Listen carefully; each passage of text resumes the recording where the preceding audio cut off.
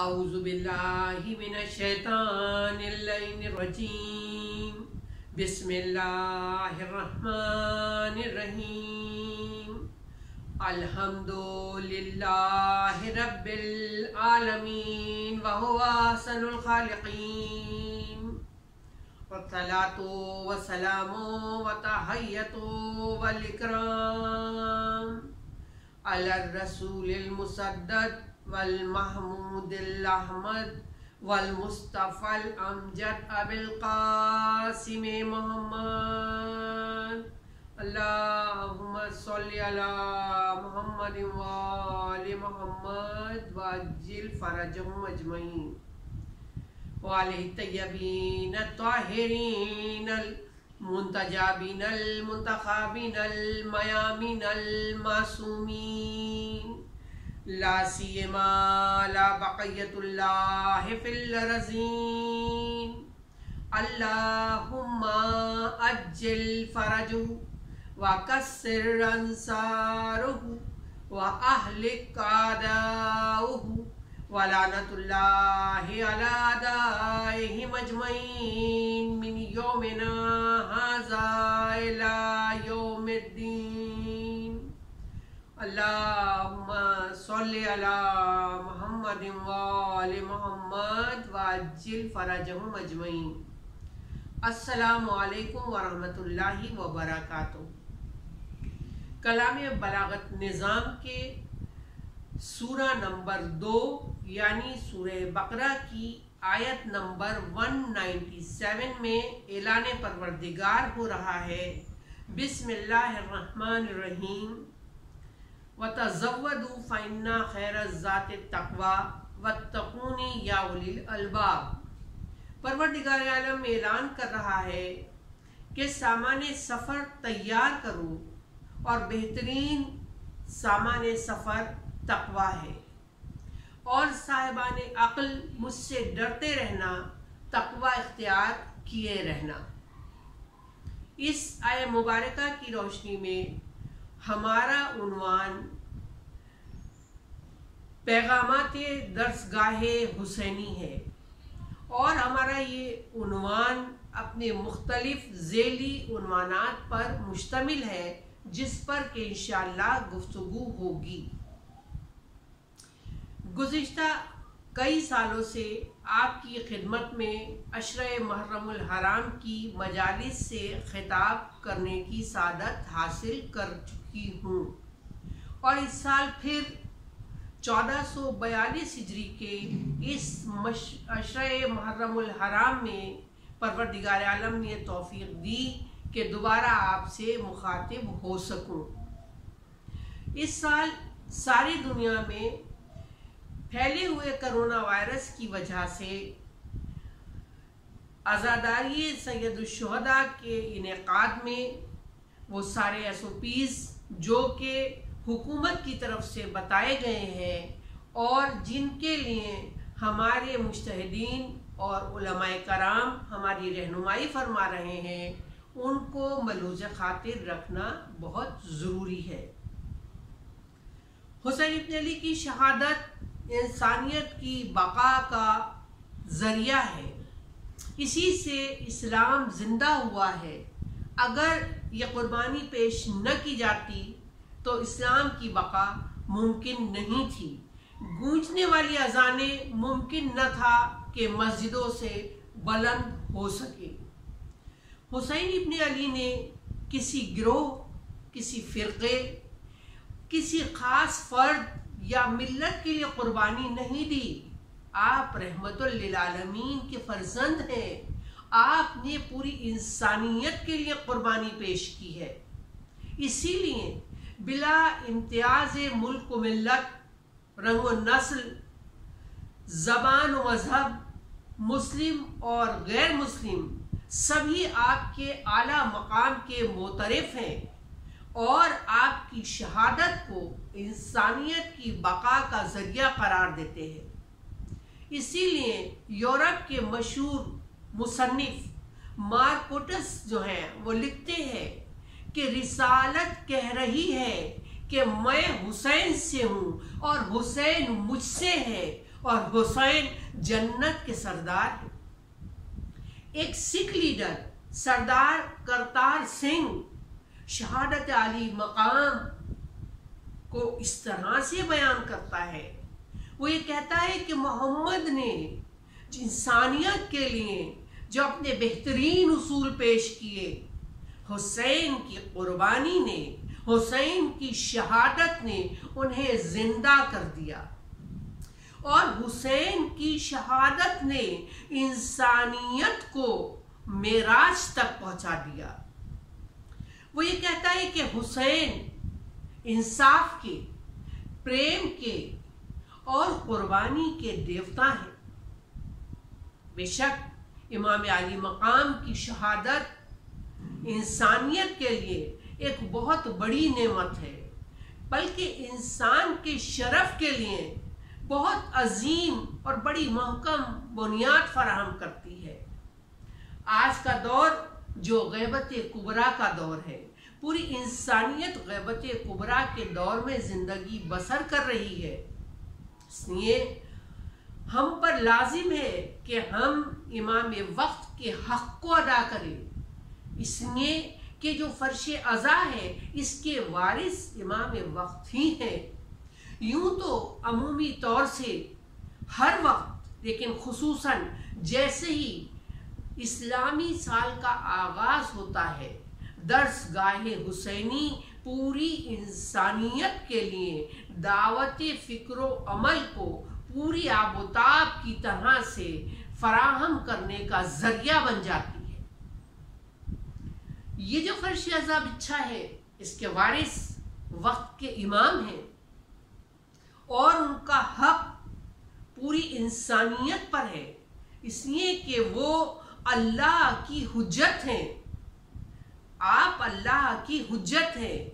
امام زمانہ علیہ السلام، اللہم صلی علی محمد وآل محمد وعجل فرجہم اجمعین، آپ اس شہادت پہ گریہ فرماتے ہیں۔ جب ہم جیسے لوگ یہ مسائل سنتے ہیں آل محمد کے، شہدائے کربلا کے، تو ہر شخص کے دل میں ایک جذبہ پیدا ہوتا ہے کہ کس طرح سے اس خون ناحق کا بدلہ لیا جائے، کس طرح سے خون ناحق کا بدلہ لیا جائے۔ دیکھیں چوتھے امام زین العابدین علیہ السلام، اللہم صلی علی محمد وآل محمد وعجل فرجہم اجمعین، آپ ارشاد فرماتے، آپ کا مفہوم ہے کہ ہمارا بیٹا جو آخری زمانے میں آئے گا وہ اس خون ناحق کا بدلہ لے گا۔ جو لوگ اس زمانے میں موجود تھے انہوں نے امام سے کہا کہ مولا، ہم تو آپ کے زمانے میں زندگی بسر کر رہے ہیں، کہاں کہ وہ آخری زمانہ آئے اور پھر امام آخر کا ظہور ہو، ہم اس وقت تک خدا زندہ نہ رہ سکیں گے، ہماری موت واقع ہو چکی ہوگی، پھر کیوں کر ممکن ہے کہ ہم اس خون ناحق کا بدلہ لینے والوں میں شامل ہو سکے۔ دیکھیے تو چوتھے امام نے ایک اصول بیان کیا۔ کیا اصول بیان کیا؟ کہ جب بھی کوئی کربلا کے واقعے کو سنے تو وہ یہ کہے فَيَا لَيْتَنِي كُنْتُ مَعَكُمْ، اے کاش کربلا والو میں تمہارے ساتھ ہوتا۔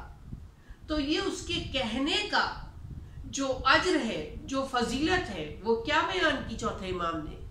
کہا کہ اگر کوئی یہ جملے کو ادا کرے گا تو اگر آخری زمانے کے امام کا، آخری زمانے میں امام کا ظہور ہوگا تو وہ زندہ ہوا تو فوراً لشکر امام میں شامل کیا جائے گا، اور اگر وہ مر چکا ہوگا تو اسے اس کی قبر سے زندہ کر کے اٹھایا جائے گا اور اسے اس لشکر میں شامل کیا جائے گا۔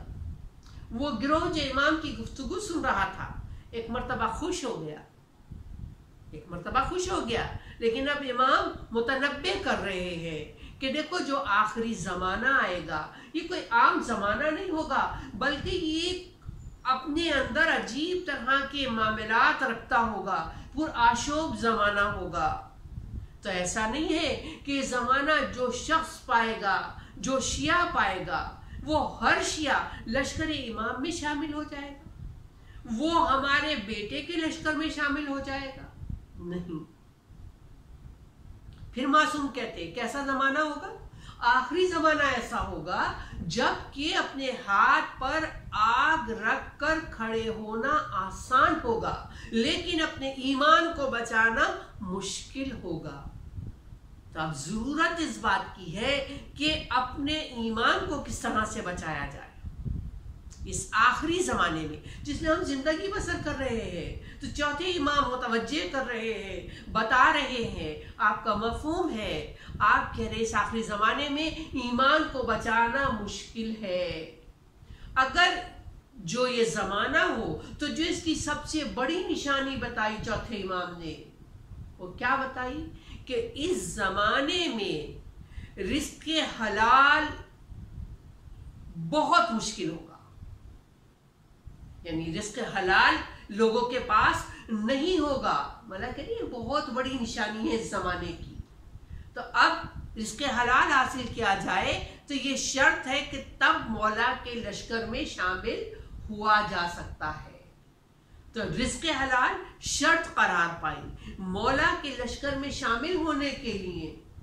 اب لوگ یہ کہتے ہیں کہ آج کے دور میں رزق حلال کی بات، آج ہم کیسے رزق حلال حاصل کریں؟ دیکھیں قرآن نے سورہ مائدہ میں جب رزق کے حوالے سے گفتگو کی تو اس کو کنڈیشنل رکھا، کہا حلالن طیبن، یعنی جو رزق تمہیں دیا گیا ہے اس میں سے کیسے رزق کو کھاؤ اور پیو، حلال ہو اور طیب ہو، پاک و پاکیزہ ہو۔ لوگ کہتے ہیں اس زمانے میں ہمارے لیے ممکن نہیں ہے۔ دیکھیں اصل مسئلہ کیا ہے؟ اصل مسئلہ یہ ہے کہ انسان کی ول پاور کیا ہے، انسان کی ول پاور کیا ہے، وہ کس طرح سے اپنے مضبوط ارادے کو آگے بڑھاتا ہے۔ اصل چیز یہ ہے۔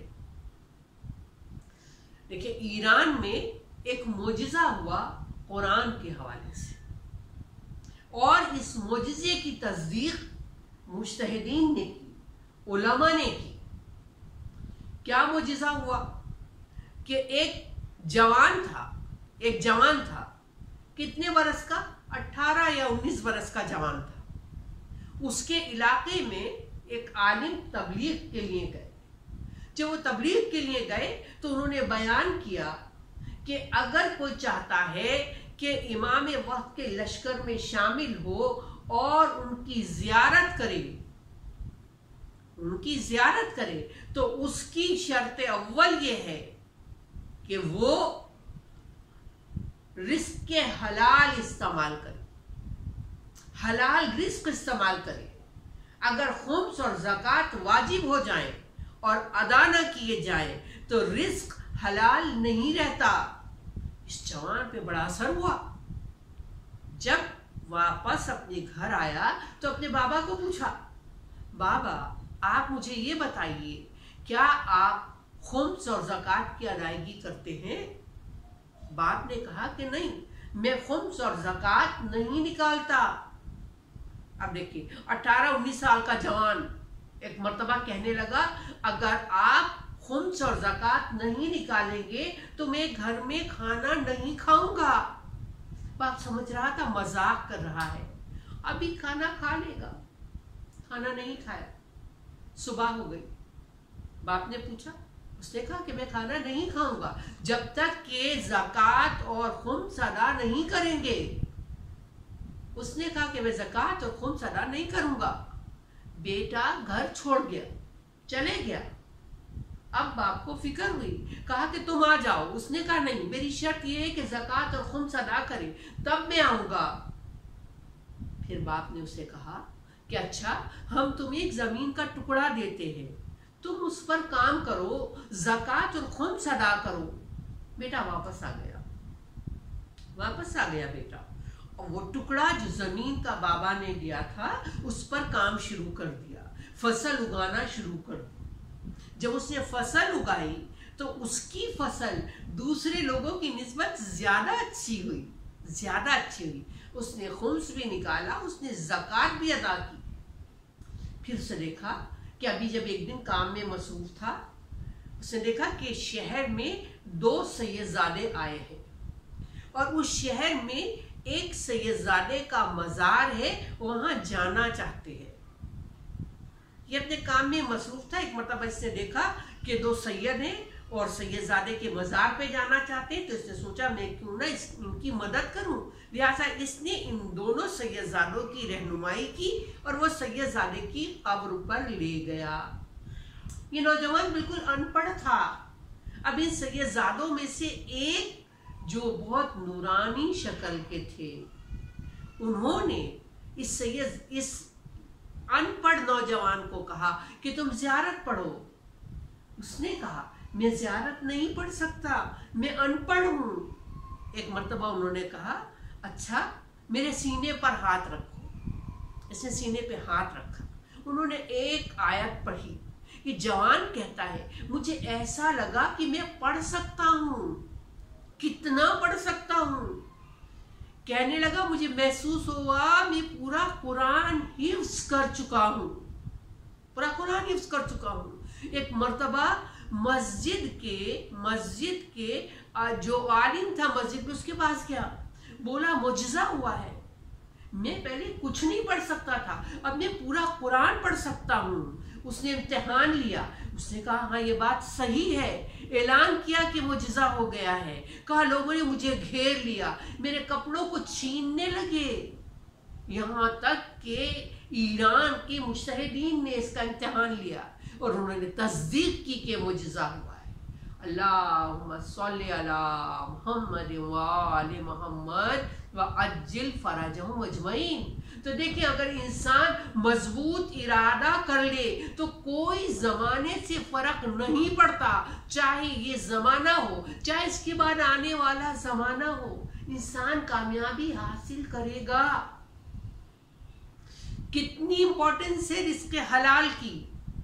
پیغمبر اسلام ارشاد فرماتے ہیں اگر کوئی 2 لقمے رزق حرام سے اپنے آپ کو بچاتا ہے، ابھی آپ دیکھیں 2 لقمے کی کیا حیثیت ہے، شاید کبھی توجہ بھی نہ جائے، لیکن پیغمبر ارشاد فرماتے اگر صرف 2 لقمے سے بچائے تو اس کے اجر کو بیان کرتے ہیں۔ بولا اگر 2 لقمے حرام سے بچاتا ہے تو 2000 رکعت مستحبی نماز پڑھنے سے بہتر ہے۔ آپ دیکھیں شب قدر کے اعمال میں لوگوں کو سب سے مشکل عمل جو لگتا ہے وہ کیا ہے؟ 100 رکعت نماز کا پڑھنا، 100 رکعت نماز۔ یہاں بات ہو رہی ہے 2 لقمے حرام سے اپنے آپ کو بچا لے انسان، تو پیغمبر اسلام کہہ رہے ہیں کہ 2000 رکعت مستحبی نماز پڑھنے سے افضل ہے۔ پھر دیکھیں آج ہر شخص پریشان ہے کہ میں یہ چاہتا ہوں کہ قبر کی طرف متوجہ ہو جاؤں، میں چاہتا ہوں آخرت کی طرف متوجہ ہو جاؤں، لیکن it's not possible for me۔ کیا کروں؟ پیغمبر اسلام ہماری رہنمائی کرتے ہیں اور کہتے ہیں کہ اگر کوئی 40 دن تک رزق حلال استعمال کرے اور رزق حرام کو بالکل چھوڑ دے، پیغمبر کا مفہوم اگر کوئی 40 دن تک رزق حرام نہ کھائے، اس میں وہ غذا بھی شامل ہے جس پہ تھوڑا شک ہو کہ یہ حرام ہے کہ حرام نہیں، اسے بھی چھوڑ دے، تو آپ کہتے ہیں 40 دن تک اگر کوئی ایسی غذا استعمال کرے تو وہ اپنی قبر اور آخرت کی طرف متوجہ ہو جائے گا، وہ اپنی قبر اور آخرت کی طرف متوجہ ہو جائے گا۔ تو دیکھیے رزق حلال پہ توجہ دینا ایمان کے لشکر میں شمولیت کا باعث ہے، اور ہم شہدائے کربلا کے خون ناحق کا انتقام لینے والوں میں شامل ہو سکتے ہیں، ہم امام وقت سے نزدیک ہو سکتے ہیں۔ اس کے علاوہ امام وقت سے نزدیک ہونا چاہتے ہیں تو 2 چیزیں اور بیان کرتی ہیں اس وقت۔ دیکھیں ہر روز امام وقت کی زیارت پڑھی جائے۔ کون سی زیارت؟ جو بھی زیارت آپ پڑھیں، مختلف زیارات ہیں، ان میں سے کوئی بھی پڑھ لیجئے۔ اگر آپ کو یہ ہے کہ زیارت بہت تفصیلی ہے، بہت طویل ہے، ٹائم کم ہے آج کل سب کے پاس. اگر انسان مختصر ترین زیارت مولا کی پڑھ لے تب بھی مولا کی نزدیکی مل سکتی ہے. کیا مختصر ترین زیارت؟ السلام علیکہ یا صاحب العصر والزمان، بس اتنی زیارت بھی کافی. اتنی زیارت مولا سے نزدیک کرتے، امام وقت سے نزدیک کرتے. دوسرے یہ کہ دیکھیں امام کا ایک لقب ہے، امام کا ایک لقب ہے شریک القرآن. پیغمبر نے کہا 2 گراں قدر چیزیں چھوڑ کے جا رہا ہوں، ایک میرے اہل بیت اور دوسرا قرآن. 2 چیزیں رکھی، ایک قرآن ایک میرے اہل بیت، ہرگز جدا نہیں ہوں گے. حضرت حجت کا ایک لقب ہے شریک القرآن. ہم ان کو یاد کرتے ہیں زیارت میں. اگر قرآن کی تلاوت کر کے انہیں ہدیہ کی جائے، ایک عام آدمی کو ہدیہ کرتے ہیں تو کتنا اجر و ثواب ملتا ہے. علماء بیان کرتے اس کو بھی جاتا ہے مرحوم کو، اور پڑھنے والے کو بھی جو اجر و ثواب ملتا ہے وہ بہت زیادہ ہوتا ہے. اور جب کہ امام وقت کو ہدیہ کیا جائے تو اجر و ثواب کہاں سے کہاں پہنچے گا اور امام وقت سے نزدیکی ملے. اس وقت وہی وارث ہے، وہی ہمارے رہبر ہے، وہی ہماری رہنمائی فرماتے ہیں. تو امام کے حق کو سمجھا جائے. اور اس غیبت کبریٰ میں امام وقت مسلسل گریہ کرتے ہیں اپنے جد حسین ابن علی پر. شہادت حسین یہ وہ غم ہے جس پر گریہ، ابھی شہادت واقع نہیں ہوئی تھی لیکن اس پر گریہ کیا گیا، اس پر گریہ کیا گیا. دیکھیں تاریخ میں لکھا گیا کہ جب ولادت حسین ابن علی ہوئی تو پیغمبر اسلام بیٹی کے گھر تشریف لے گئے، بیٹی کے گھر تشریف لے گئے. ایک مرتبہ نواسے کو گود میں لے لیا، مسکرانے لگے، خوشی کا اظہار کرنے لگے. لیکن ابھی تھوڑی دیر گزری تھی کہ ایک مرتبہ چہرے پر تغیر رونما ہوا، چہرے پر تغیر رونما ہوا اور ایک مرتبہ آنکھوں سے اشک جاری ہو گئے. بچے کی ماں فاطمہ زہرا نے پوچھا، بابا یہ خوشی کا موقع ہے، آپ کی آنکھوں سے اشک جاری ہے؟ پیغمبر نے فرمایا، فاطمہ زہرا ابھی جبریل امی آئے تھے، وہ پیغام لائے تھے کہ جو بچہ ہے، یہ جو بچہ آیا ہے، جو بچہ ہے ایک دن 3 دن کا بھوکا پیاسا کربلا کے میدان میں شہید کیا جائے گا. ماں ہے نا، ماں ہے، قلب مادر ہے. ایک مرتبہ بے ساختہ پوچھا، بابا اس وقت آپ موجود ہوں گے؟ پیغمبر نے کہا نہیں. پھر پوچھا، بابا علی موجود ہوں گے؟ کہا کہ نہیں. بابا میں موجود ہوں گی؟ کہا کہ نہیں. بابا میرا حسن ہوگا؟ کہا کہ نہیں. اب ماں کی بے اختیار کہا، بابا میرے بیٹے پہ رونے والا کون ہوگا؟ پیغمبر نے کہا، فاطمہ ایک قوم اللہ پیدا کرے گا جس کے جوان تیرے بیٹے کے جوانوں کو روئیں گے، اس کے بچے اس کے بچوں کو روئیں گے، جس کی عورتیں اس کی عورتوں پہ گریہ کریں گی. بس جیسے ہی فرش عذاب بچتی ہے ایک دکھیاری ماں آ جاتی ہے، دکھیاری ماں آ جاتی ہے جو دعا دیتی ہے، اے رونے والو خدا تمہاری گودیاں سلامت رکھے. یہ وہ بی بی ہے کہ دوپہر میں جس کا بھرا گھر اجڑ گیا. بی بی ہم پھر جمع ہو گئے ہیں، ہم فرش عذاب پر موجود ہیں، ہم آپ کے لال کا پرسا دیتے ہیں، ہم ان کے لیے گریہ کرتے ہیں. جبکہ حسین ابن علی مدینہ چھوڑنا چاہ رہے تھے تو ایک مرتبہ، آخری مرتبہ نانا کی قبر کی زیارت کے لیے گئے. قبر کو ہاتھوں کے گھیرے میں لے لیا اور کہا، نانا بہت مظالم ہیں، نہیں برداشت ہوتے، نانا اپنے پاس بلا لیجئے. ایک مرتبہ آنکھ لگ گئی، دیکھ رہے ہیں کہ نانا رسول خدا تشریف لائے ہیں. کہا، حسین حسین کربلا جانا ہوگا. پیغمبر کا مفہوم، حسین شہادت اختیار کرنا ہوگی. بیدار ہو گئے، بیدار ہو گئے حسین. اب لحد مادر پہ آئے، ماں کی قبر کو الوداع کہا اور الوداع کہنے کے بعد حسین گھر تشریف لے آئے. اب جب کہ چاہتے ہیں کہ قافلہ کربلا کے لیے روانہ ہو تو ارباب عذاب جانتے ہیں کہ حسین کی ایک بیٹی فاطمہ صغریٰ ہے. حسین سب کو ساتھ لے کے جا رہے ہیں لیکن فاطمہ صغریٰ کو چھوڑ کے جا رہے ہیں. وہ جو بھرے ہوئے گھر میں رہتی تھی. یہ تنہائی کا سوچ سوچ کر فاطمہ صغریٰ بیتاب ہے. بار بار کہتی ہیں بابا بابا مجھے اپنے ساتھ لے چلیں، بابا مجھے اپنے ساتھ لے چلیں. لیکن جب دیکھا کہ اب مایوسی ہے تو ایک مرتبہ فاطمہ صغریٰ نے کہا بابا اچھا میں آپ کی بات مانتی ہوں، میں آپ کے ساتھ نہیں جاؤں گی، لیکن بابا میں چاہتی ہوں ایک مرتبہ گھر والوں سے ودا ہو لوں.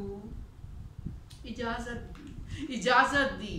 بیویاں جو سوار تھیں ایک مرتبہ فاطمہ صغریٰ بڑھیں، ملنا شروع کیا سکینہ سے، فاطمہ کی بیٹی زینب سلام اللہ علیہا سے، بی بی کلثوم سے، اور بڑھتے بڑھتے ایک مرتبہ ماں رباب کے پاس آ گئی جن کی گودی میں ننھا علی اصغر ہے.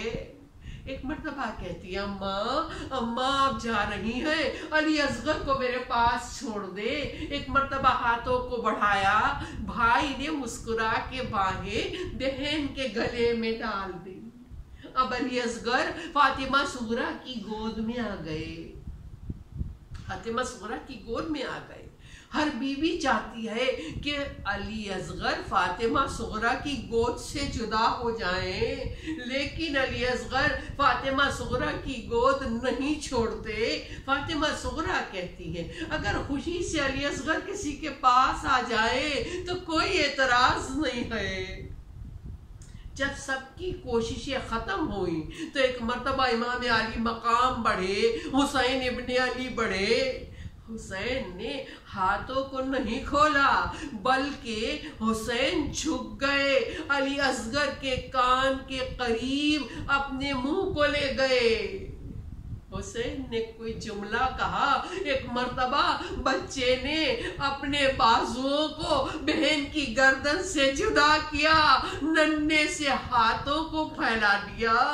میں کہوں علی اصغر سے حسین نے کہا علی اصغر تمہارا نام محضر شہادت میں ہے، تمہارے بغیر میری شہادت کی تکمیل نہیں ہوگی.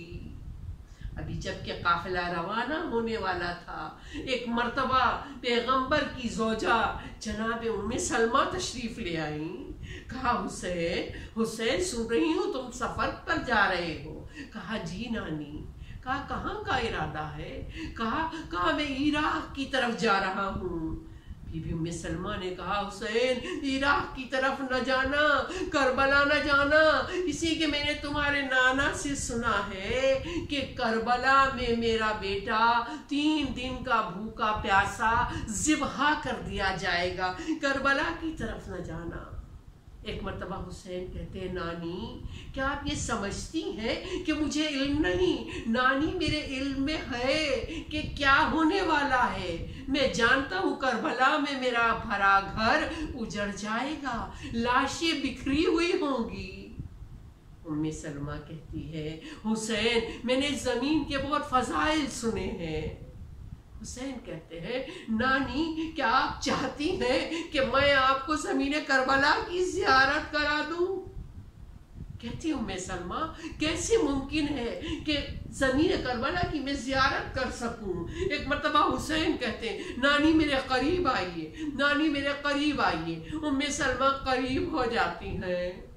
امام علی مقام اپنی 2 انگلیوں کو بلند کرتے ہوئے زمین کے سارے طبقے پس ہو جاتے ہوئے زمین کربلا بلند ہوتی ہے. حسین ابن علی کہتے ہوئے نانی دیکھے جو فراز چمکتی ہے یہ وہ جگہ ہے جہاں میرے 32 برس کے عباس کے شان قلم ہو جائیں گے.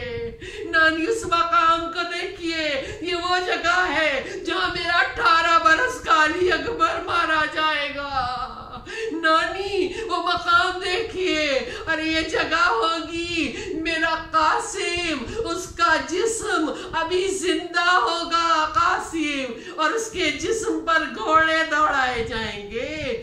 نانی اس بلندی کو دیکھیے، یہ وہ جگہ ہے جہاں میرا 6 مہینے کا علی اصغر میرے ہاتھوں پر منقلب ہو جائے گا۔ پھر کہتے ہیں نانی اس نشیب کی طرف ذرا نگاہ کیجئے، یہ نشیب ہوگا، میرا سر ہوگا، میری گردن ہوگی، شمر کا خنجر ہوگا، میرے تن و سر میں جدائی ہوگی۔ ربنا تقبل منا انک انت السمیع العلیم۔ بار الہ کوئی غم نہ دے سوائے غم حسین کے۔ پروردگار جہاں جہاں مومن آباد ہیں ان کی جان مال عزت آبرو کی حفاظت فرما۔ پروردگار دنیا میں پھیلے ہوئے کرونا وائرس سے انسانیت کو نجات عطا فرما۔ پروردگار جو کل مومن بیمار ہیں ان کو صحت عاجلہ اور کاملہ عطا فرما۔ پروردگار اس بیماری سے لوگوں کو محفوظ رکھ۔ پروردگار ہمارے گناہ کبیرہ اور صغیرہ کی بخشش فرما۔ ہمارے والدین پر اس طرح رحم فرما جیسے سن صغیر میں انہوں نے ہم پر رحم کیا۔ پروردگار عالم اپنی آخری حجت امام زمانہ کے ظہور میں تعجیل فرما۔ الحمدللہ رب العالمین۔ ماتم حسین۔